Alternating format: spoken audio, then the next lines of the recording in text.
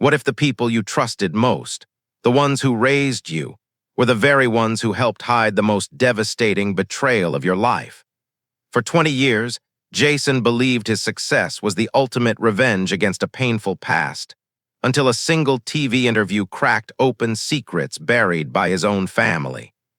This is a story of betrayal, hidden truths, and the shocking revelation that his wife's affair was far closer to home than he could have ever imagined. Stay with me until the end, because the twist will change everything you think you know about loyalty and family. This is She Betrayed Me with My Cousin, and My Family Hid the Truth for 20 Years. You're watching Cheating Stories 7. If you enjoy these intense true-life stories, don't forget to like, subscribe, and share your thoughts in the comments below. Now, let's dive into this powerful story. There was a time in my life when I truly believed I had outrun every ghost that had ever haunted me. My name is Jason Miller, and at 44 years old, I had built what most people would call a perfect life. I was the CEO of a thriving hospitality empire, luxury hotels and signature restaurants scattered across several states, each one carrying my stamp of perfection. My marriage to Samantha had just crossed the 10-year mark, and our son, Caleb, was the kind of kid who could make even a stranger smile within seconds. Our home sat on the quiet outskirts of Portland, Oregon, surrounded by streets lined with maple trees that blazed red and gold in autumn. On Sunday mornings, sunlight would stream through the kitchen windows as Samantha brewed fresh coffee, while Caleb chased our dog across the backyard. In those moments, I felt untouchable. I had survived hardship before. I had rebuilt myself from the ground up, and I believed, foolishly, that my past could never claw its way back into my present. But my story didn't truly begin here. Long before the empire, before Samantha, before Caleb, I had been a man broken in half by betrayal and abandonment. Once, I had been married to my college sweetheart, Rebecca. We had shared more than a decade of history, from late-night study sessions to wedding vows whispered under a canopy of white roses. For 3 years, I believed our marriage was solid, until the morning she handed me divorce papers without a real explanation. I fought for us. I begged her for honesty. But her only words were that she wasn't in love anymore. That was it. No argument, no confession, just the slow-motion collapse of the life I thought I knew. What made it worse was what came after. My parents, my sister, my entire family vanished from my life as if I'd been erased. Phone calls went unanswered. Visits to their house ended with doors closing in my face. The very people who were supposed to stand beside me during my darkest days turned their backs without warning, without reason. For years, I lived with that wound wide open, the unanswered question of why festering inside my chest. Friends kept me alive, literally. They pushed me to get back on my feet, to chase the dream I had shelved for far too long, opening my own restaurant. Piece by piece, I built it. That first restaurant grew into a chain. From the chain came hotels, and from the hotels came a name people recognized, Jason Miller. By the time I turned 44, I thought I had won. I thought success was my revenge. But I had no idea that my past, the one I had buried under 2 decades of relentless work, was about to dig itself out of the grave. And all it would take was a single television interview to start cracking the life I had built so carefully, one secret at a time. The interview had aired just 3 nights earlier, a tidy 10-minute segment that stitched my life into a neat and pleasing arc. Heartbreak, grit, success. They cut away the jagged edges, the shame, the insomnia, the anger that never cooled, and left only a story strangers could applaud over dinner. I went back to work thinking it would be just that, a story the world would consume and then forget. Monday morning proved me wrong. By 10:15, I was deep in a budget review with my CFO when my assistant pinged me. "There are visitors. They say they are family." For a moment, I thought she meant Samantha and Caleb. Then she said the names I hadn't spoken out loud in years: my mother, my father, my sister. A low hum started in my ears, the kind that comes before a migraine. I stared at the spreadsheet in front of me, the rows and columns snapping in and out of focus, and told myself to breathe. 20 years without a word. 20 years of unanswered calls, unopened birthday cards, and returned letters. And now they were here downstairs in the marble lobby with its glass wall of trophies and magazine covers. A mausoleum to the man I had built from rubble. "Tell them I'm in a meeting," I said, my voice calm, decisive, untouched, the way a CEO is supposed to sound. "They won't leave," my assistant whispered. "Security says they are making a scene." I could picture it too easily. My father arguing with the receptionist. My mother standing to the side with one hand at her throat. My sister forcing a smile as if this was some heartfelt reunion instead of an ambush. The image curdled something deep inside me. I told my CFO we'd pick up after lunch, grabbed my jacket, and took the executive elevator down. The lobby was all polished stone and late morning light, a place designed to make investors feel safe. They were waiting on the leather bench opposite the elevator. Time had gentled none of them. My father's shoulders were still stiff with pride. My mother's eyes still bright with that unsettling certainty that made you doubt yourself. And my sister clutched her handbag like it carried a verdict. "Jason," my mother breathed as if the name both hurt to say and healed her at the same time. She stood, took a step forward, and stopped when she saw my face. I didn't hug them. I didn't offer my hand. "This is my workplace. You can't do this here. We only asked to see you for 5 minutes," my father said, voice clipped, already defensive. 5 minutes to congratulate you and talk." The receptionist glanced at me, apologetic. 2 guests nearby pretended not to stare. Somewhere behind the front desk flowers, I could feel my staff watching, measuring me, taking notes for later.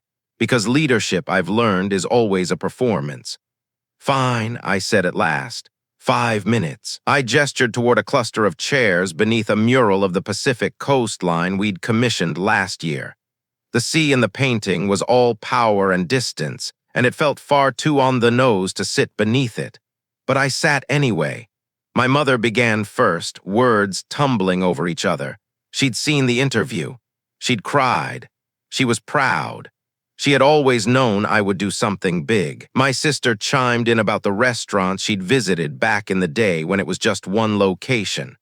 My father cleared his throat and spoke of legacy. It all sounded like a script written by someone who'd never actually met me. "You've missed 20 years, I cut through their chorus. "Why now?" Silence bloomed, awkward and heavy. My sister glanced at my father. My father looked at my mother, and my mother decided to fill it. "We thought we should have been part of your story," she said softly. "As your family." I almost laughed. "You had your chance." My sister leaned forward, fingers worrying the strap of her handbag. "We felt shut out too, Jason. You didn't come around after the divorce. You..." A sharp, humorless laugh escaped me. "I didn't come around. We were told." She began, then stopped, biting the inside of her cheek. My father's jaw tightened. "We made mistakes," he said. "But we're here. Isn't that what matters? We want to meet your wife, your son. We want to repair what we can." Repair. The word lodged in my chest like a splinter. "Why did you cut me off?" I asked. The question I had sworn I would never give them the dignity of hearing, but the past has a way of dragging you back to its shoreline. My mother's gaze flickered, something behind it shifting between guilt, calculation, and fear. "It was complicated," she said. "Emotions were high. Your uncle." "Edward," I said flatly. My father's eyes snapped to mine. "This isn't about him. Everything in our family was about him," I replied evenly. "And about Derek, and about what you were willing to trade for peace at the dinner table." My sister looked down. My mother reached for my hand across the small glass table. I didn't give it. Her fingers curled back, retreating like waves from stone. "You deserved the truth," she said at last. "We should have told you. We were wrong not to, but we were trying to protect." "Whom?" I asked. "Protect whom?" She swallowed. "Everyone." A bitter smile touched my lips. How did that work out? My father shifted in his chair, impatience bleeding through his civility. "Jason, we are not here to argue. We are here to say we want to be part of your life again." "All 3 of you decided that at the same time?" I asked. "After the interview?" Seeing you talk about resilience, my mother said, it reminded us of the boy you were. We missed you. The boy I was, the boy who believed love could outshout power, the boy who once stood on my parents' porch with rain in his hair, knocking until his knuckles stung. Here's what's going to happen, I said. You're going to tell me why you stopped answering my calls, why the door stayed closed, why my letters came back stamped undeliverable when I knew you still lived there. I folded my hands the way I do in negotiations. And you're going to do it without pretending time erased anything. My mother's eyes filled with tears that didn't fall. My sister's mouth trembled. My father, ever the strategist, weighed what honesty might cost him and found it far too expensive. It was your uncle, my sister whispered. My father shot her a look that could have silenced the sun, but she pressed on. He said we were to cut contact until the divorce was final. Then there were conditions. Conditions, I repeated. He didn't want us to speak to you, not at the house, not at work, not even on the phone, my mother said, each word like a bead sliding onto a string. He said it would be better for everyone. Everyone but me, I said. I was working for him then, my father admitted at last, voice low. He was generous with our family. He paid for your silence, I finished. My father flinched almost imperceptibly. My mother looked ill. You could have told me anyway, I said, the anger in my voice a slow burn. You could have met me at a diner, called from a payphone, sent a letter through a friend.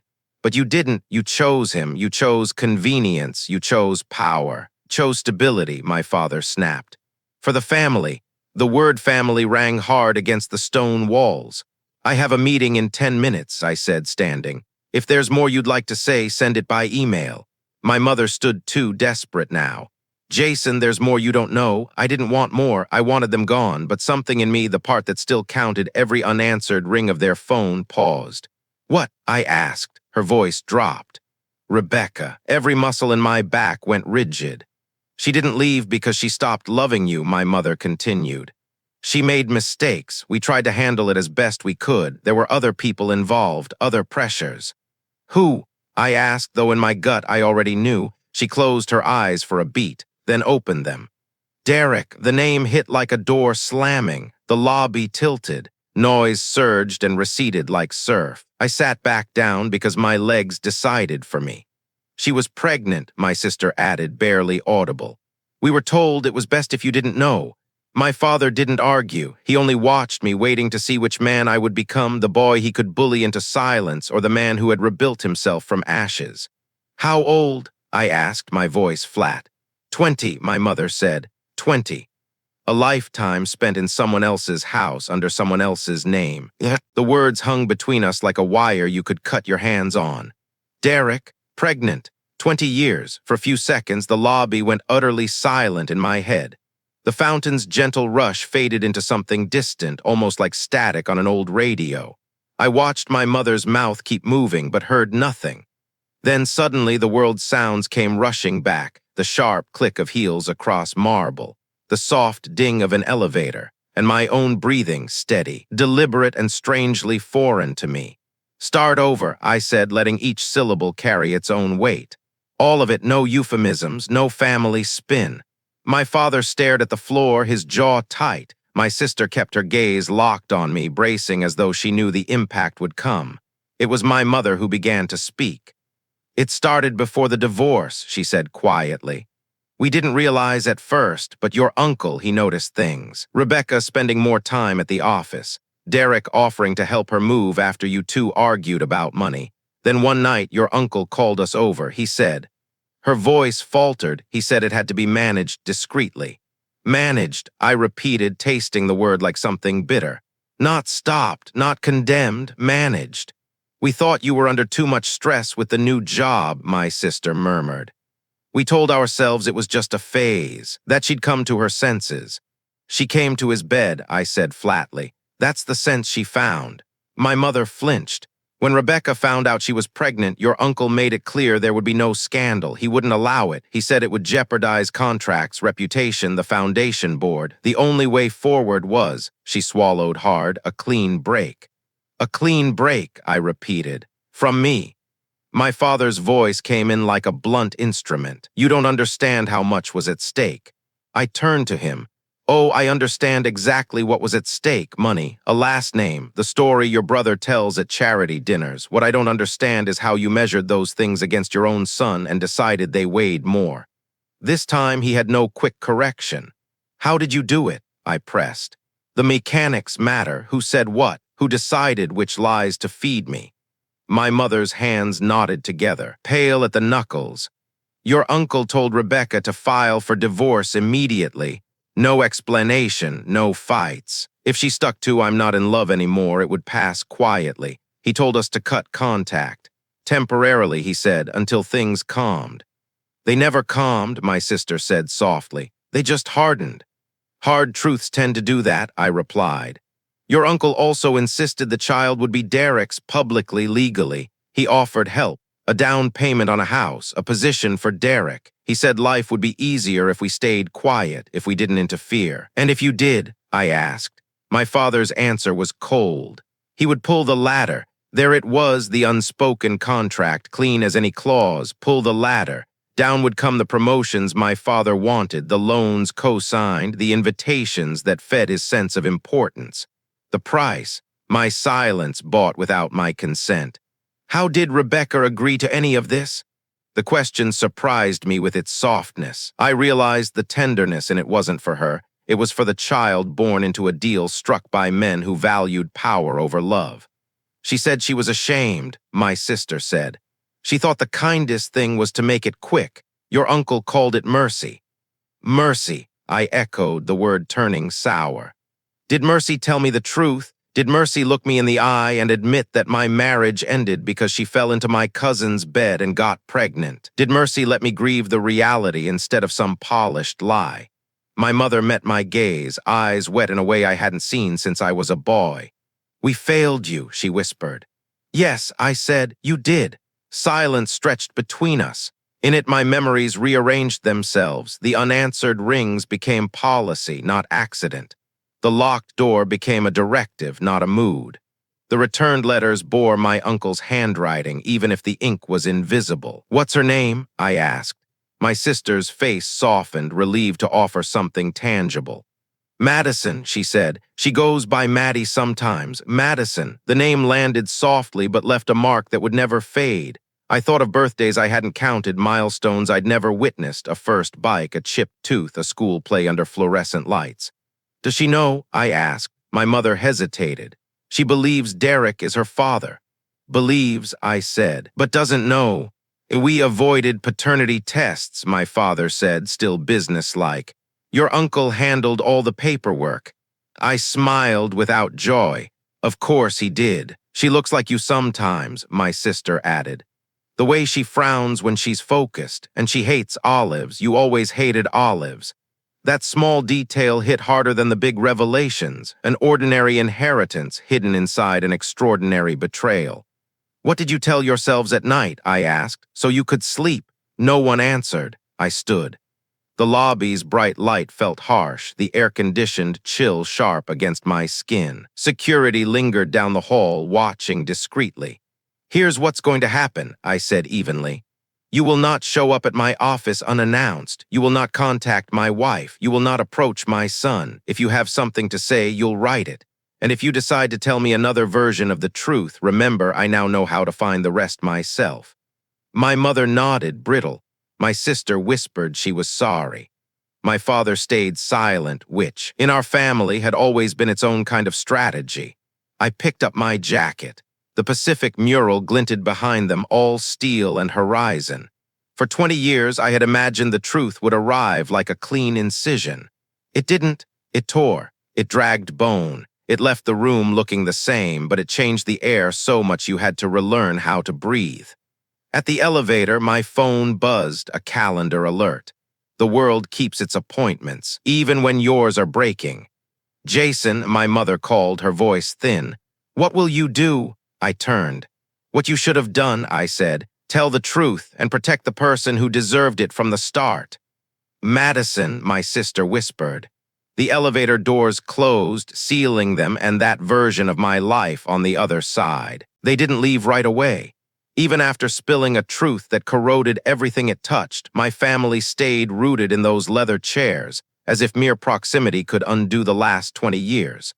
My mother's eyes tracked me constantly, like she feared I might vanish again. My father leaned forward, elbows on his knees, the posture of a man about to negotiate. My sister twisted the strap of her handbag until her knuckles turned pale.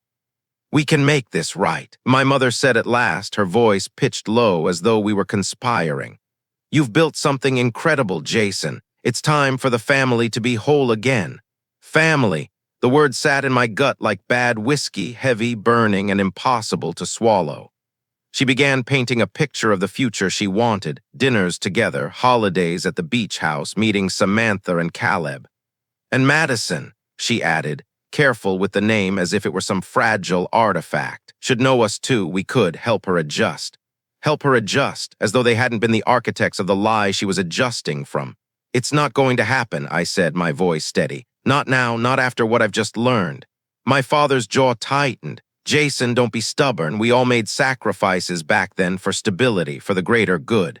"The greater good," I repeated. "For who? Because it sure as hell wasn't for me." He leaned back, spreading his hands as if to calm the waters. "It's in the past. We can't change what happened, but we can decide what happens next." That was the problem. They wanted to skip the part where they earned their way back in. They wanted the shortcut, straight through my son's smile, through Samantha's warmth, through Madison's confusion, and maybe, just maybe, through whatever share of my success they thought they could claim. My sister tried a softer approach. "You've done so well, Jason. We're proud of you. Yes, we should have been there, but we're here now. Let's not waste more time." More time, as if the last 2 decades were nothing more than a scheduling conflict. I stood, already finished with the conversation. "You don't get to choose the timing anymore. You chose once and you chose wrong. I'll decide if and when there's another chance." My father's voice sharpened. "You're making a mistake." I met his gaze without blinking. "No, I'm correcting one. Security didn't have to escort them out this time." But as I walked toward the elevator, I could feel their eyes following me, the weight of 3 people who had been my blood long before they became strangers. Upstairs, I shut my office door and leaned against it. The so-called offer still hung in the air, coated in the same polite poison that had kept me quiet for years. But this time, I wasn't swallowing it. By the time the building had emptied out that evening, I was still in my office. Outside, the city lights blurred into white gold smears against the glass, each one a reminder of the hours that had slipped by. The hum of after-hours silence felt louder than the chaos of the day.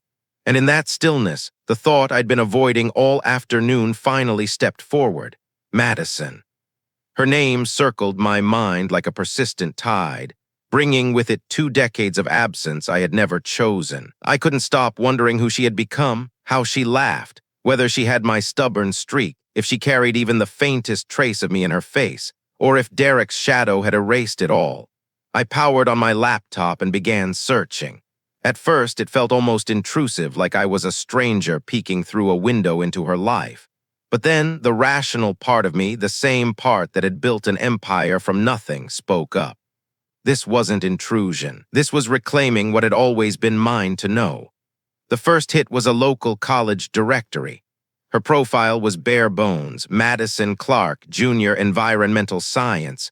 No photo, just a name on a list. From there, the trail widened. Social media accounts, tagged pictures from friends, a short video clip of her at a student rally holding a cardboard sign.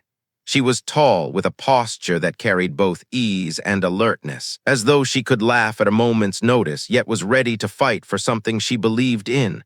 And her eyes, God, her eyes, they were mine, the same shape, the same slight narrowing when focusing on something. I stared longer than I should have, because in those eyes I saw not recognition, but the echo of it. A knock on my office door broke the trance. Samantha stepped inside, 2 mugs of coffee in hand. She set one down beside me without asking what I was doing. "You found her," she said. I nodded, scrolling slowly through the photos. "I don't know how to start. She's 20 years into a story that doesn't have my name in it." Samantha rested a hand on the back of my chair, reading over my shoulder. "Then don't start by taking over the story. Start by listening. Let her decide how much of you she wants in it." Her words landed with the weight of truth, but my chest still felt tight. I'd been erased from Madison's life before she was even born. Now I had to figure out how to write myself back in without tearing the pages.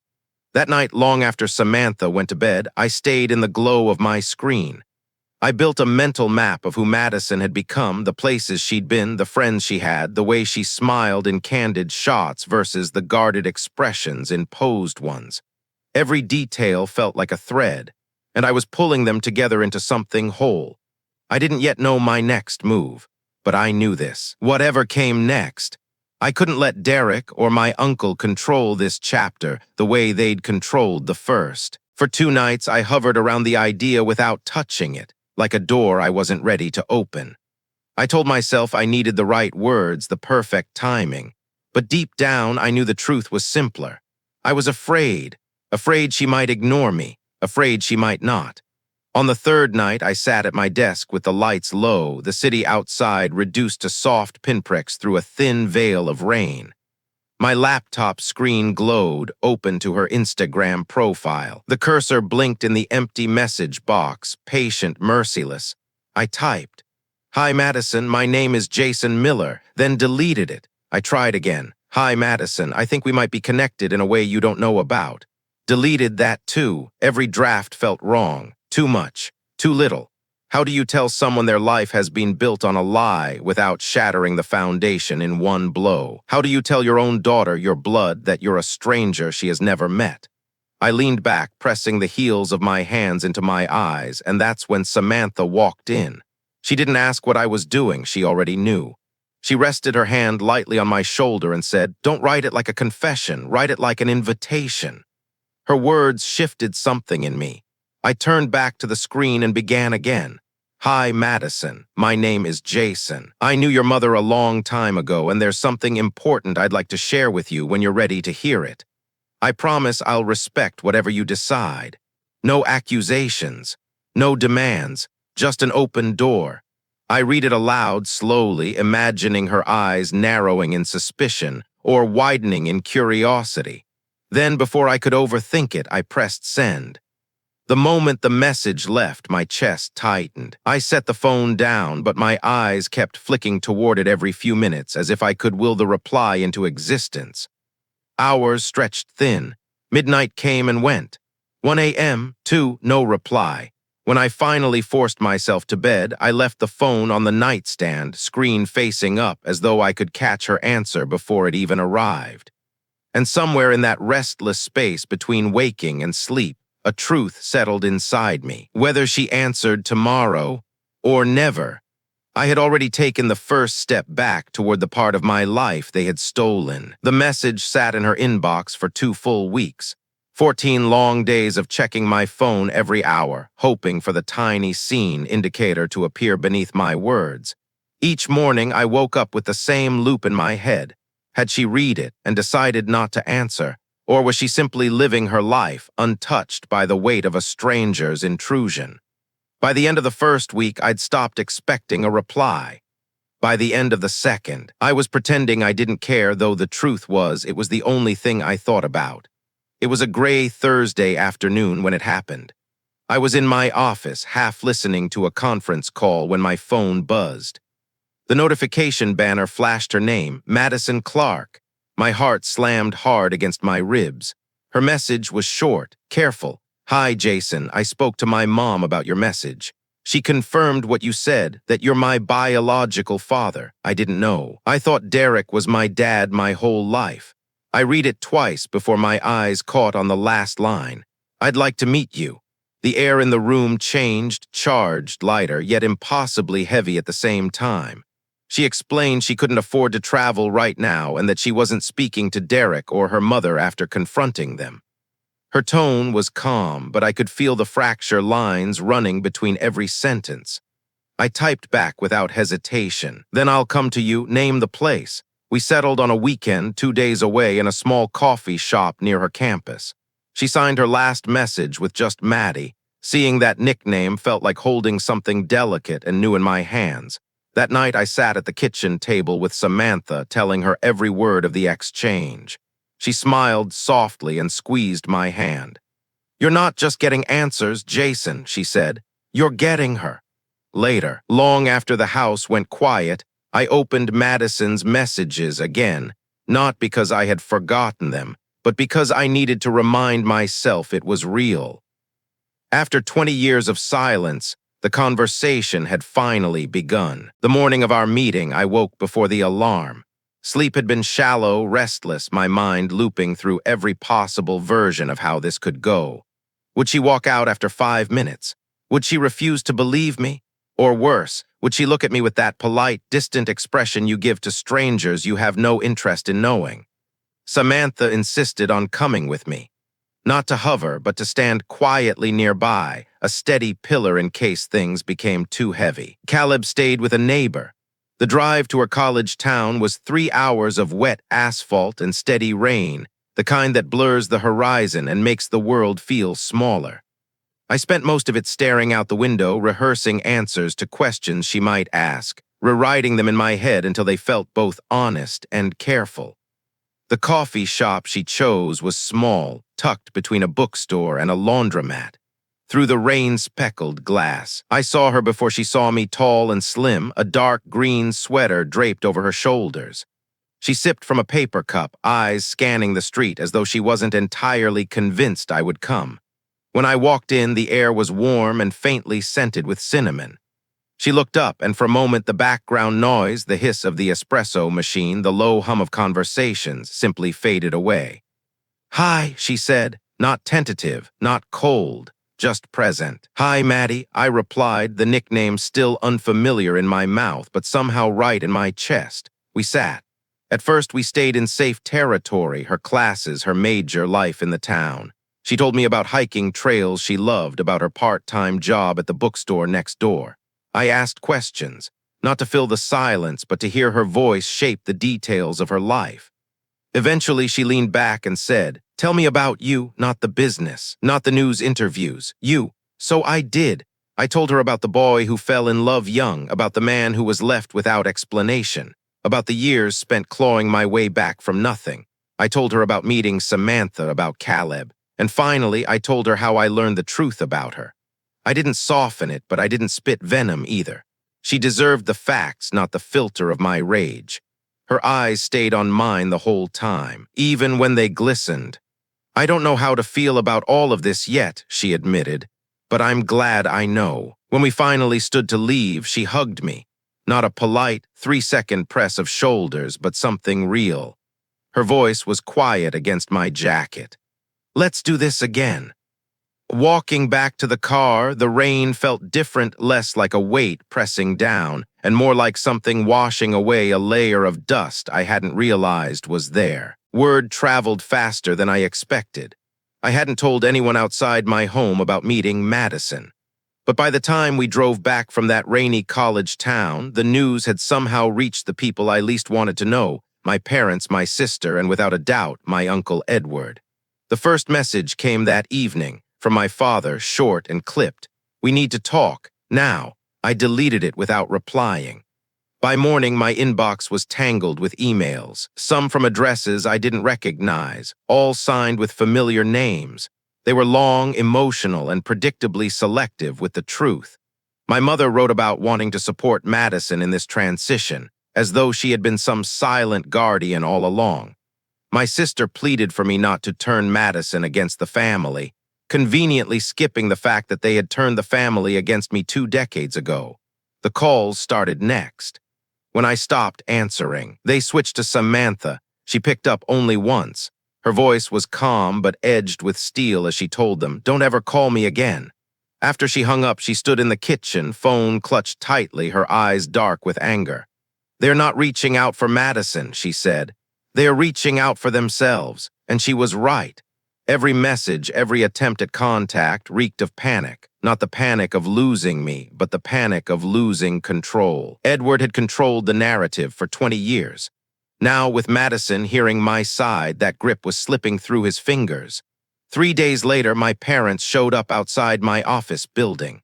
They didn't try to come in this time, maybe they'd learned from before, but they lingered by the curb like people waiting for a bus that would never arrive.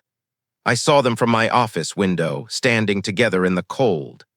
My father's eyes scanned the building, searching for movement inside. Security approached and asked them to leave after a few minutes. But I knew this wasn't over. Desperation makes people reckless, and people desperate to keep their lies alive are the most dangerous kind of all. I closed my blinds and sat back in my chair. They could shout, plead, or threaten, it didn't matter. The only voice I was listening to now belonged to Madison. That night after Caleb had gone to bed, I found Samantha curled up on the couch. A blanket draped over her legs, a mug of tea cooling in her hands. The warm light from the lamp beside her softened the hard edges of the day. But her eyes, calm, steady, told me she had been watching me, reading the tension in my shoulders, the set of my jaw. "You've been pacing," she said. I sat across from her. "They're not going to stop. My parents, my sister. Probably Edward, too, though he hasn't shown his face yet."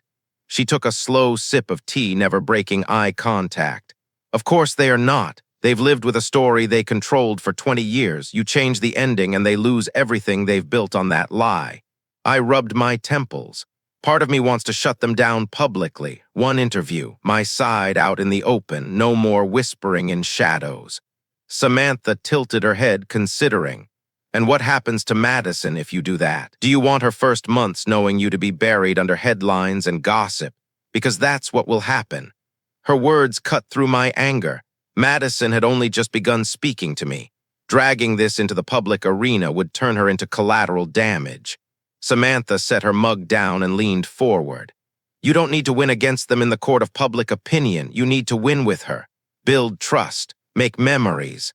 Let her decide who you are, not their noise." Her voice softened, but her gaze stayed firm. "You've already survived 20 years without them. You can survive 20 more, but if you lose her now because you were too busy going after them, you'll regret it for the rest of your life." I exhaled slowly, the truth settling like a stone in my chest. She wasn't telling me to forgive them. She was telling me to choose my battlefield. I nodded. Madison first, always. A small, certain smile touched her lips. "That's the only way this works." The days after Samantha's advice felt different, quieter in my head, sharper in my focus. I stopped glancing toward the street outside my office, half expecting to see familiar figures waiting there. I stopped opening emails that began with "We just want to talk." My attention shifted where it belonged, to Madison. At first, our contact was light, almost cautious. A text here and there, photos of the dog at her part-time job in the bookstore, a snapshot of the sunset she caught on her walk home, the occasional sarcastic meme that told me she had inherited more of my humor than I realized. I responded with my own glimpses of life, Caleb's messy Lego creations, the view from a rooftop meeting, a picture of the very first restaurant I'd opened. Slowly, texts became phone calls. Our first was under 10 minutes, both of us fumbling for words, careful not to push too far. The next stretched to 20.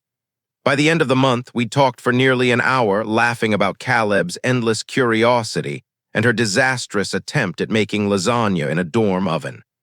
I learned she loved hiking, real hiking, the kind that left you breathless at the summit.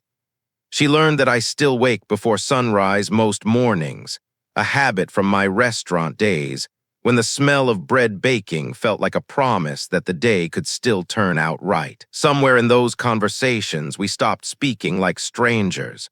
One Sunday, she sent me a voice message, just her laughing at something her roommate had said in the background.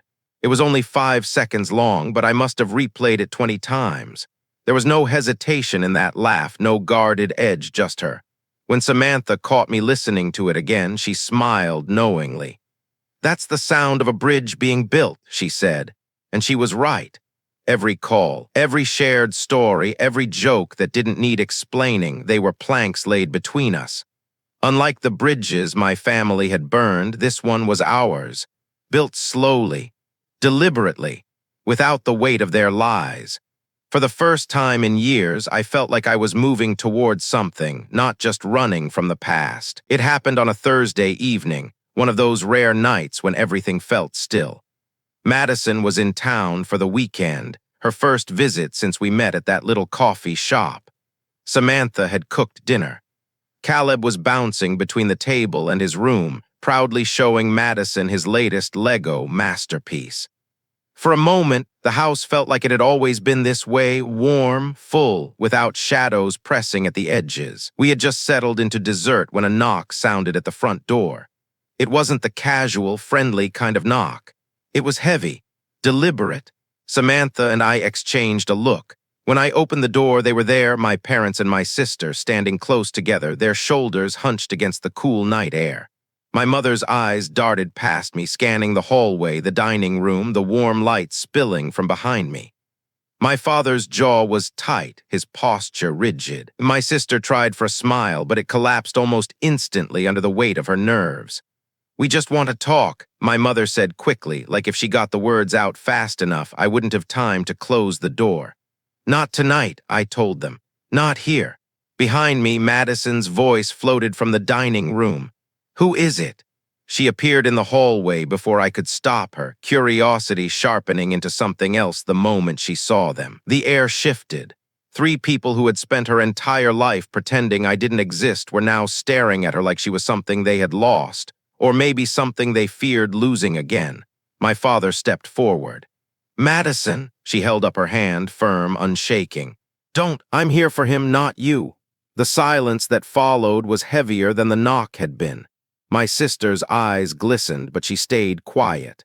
My mother's lips pressed into that thin, stubborn line she always wore when things weren't going her way. "I think you should leave," Madison said finally.